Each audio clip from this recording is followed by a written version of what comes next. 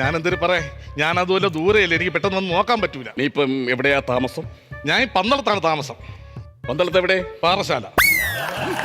പന്തളത്ത് പാറശാല? ഓ, എന്റെ ഭാര്യ വീട് പാറശാലയല്ലേ, അപ്പൊ അവിടെ നിന്ന് പന്തളത്ത് വരുമ്പോ ഞാൻ താമസിക്കും, അതാണ് ഞാൻ പറഞ്ഞത്.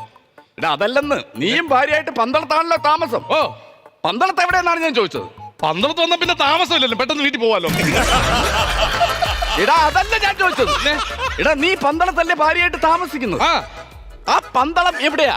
പന്തളത്ത് ഞാൻ ജംഗ്ഷനിൽ വന്നെങ്കിൽ ആട്ടോയും കാറും ഉണ്ട്, പെട്ടെന്ന് എനിക്ക് വീട്ടിൽ പോയിക്കോ, പിന്നെ താമസം വരുന്നില്ലല്ലോ. എടാ അതല്ലെന്ന്, പന്തളം എവിടെയാണ്? പന്തളത്ത് എന്ത് പറഞ്ഞ് മനസ്സിലാക്കാൻ? പന്തളത്ത് നീയും നിന്റെ ഭാര്യ എവിടെയാണ് താമസം? പന്തളം ജംഗ്ഷനിൽ വന്നു, അവിടെ ഓട്ടോയും കാറും കൂടെ ഇല്ലേ, പിന്നെ താമസം പിന്നെ കയറി വെക്കൂടെ. നീ ഒരു കാര്യം ചെയ്യടാ, ആ പന്തളത്ത് കടത്തിന്റെ ഇലവെല്ലാം പോയി കിടക്കും. എവിടെ താമസം? അച്ഛൻ വയ്യാതെ കിടക്കും. എവിടെ താമസം എന്ന് ചോദിച്ചപ്പോ പന്തളത്തിൽ താമസം എന്താ കാണിക്കുന്ന ഈ കുടുംബത്തെ? അല്ല, അപ്പൊ താമസം അറിയണ്ടേ മാമൻ? ഞാൻ താമസിക്കുന്ന സ്ഥലം എവിടെന്നറിയാം. പറ, അങ്ങനെ മര്യാദക്ക് പറയാം, എവിടെയാ നീ ഇപ്പൊ താമസിക്കുന്നത്? നമ്മൾ പന്തളത്ത് വന്ന് നിൽക്കുകയാണ് ഇപ്പൊ, പന്തളത്ത്. പിന്നെ ഈ ഓട്ടം കണക്കല്ലേ, പിന്നെ അവിടെ നിന്ന് താമസിക്കും.